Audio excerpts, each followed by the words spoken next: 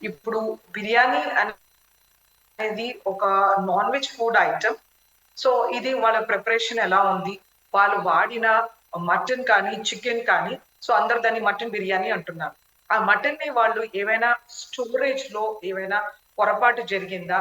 అది చాలా రోజులు అన్‌కంట్రోల్డ్ టెంపరేచర్‌లో ఉండిందా? ఫేవరబుల్ టెంపరేచర్ లేకుండాను. దాంట్లో ఏమైనా క్లోస్ట్రిడియం బాట్యులినం అనే బాక్టీరియా ఓవర్ గ్రోత్ ఏమైనా అయ్యి, అది టాక్సిటీ అయిందా? మనకు తెలీదు. సో, ఈ క్లోస్ట్రిడియం బాట్యులినం అనేది చాలా టాక్సిక్ బాక్టీరియా అన్నమాట.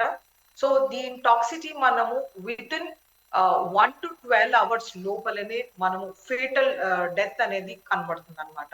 ఇందులో సివియర్ బాక్టీరియల్ ఇన్ఫెక్షన్‌లో.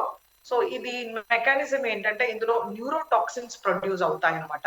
బ్రెయిన్‌కి టాక్సిన్స్. అలాగే మనకి ప్రతి ఒక్క ఆర్గన్‌ని ఎఫెక్ట్ చేస్తుంది. లెట్స్ సే రెస్పిరేటరీ మసిల్స్ ఉండొచ్చు. లేకపోతే మన డయాఫ్రామ్ మూవ్‌మెంట్ అవ్వకుండా చేస్తుండొచ్చు. లేకపోతే మన బ్రెయిన్ ఇంపల్స్‌ని స్టాప్ చేస్తుండొచ్చు.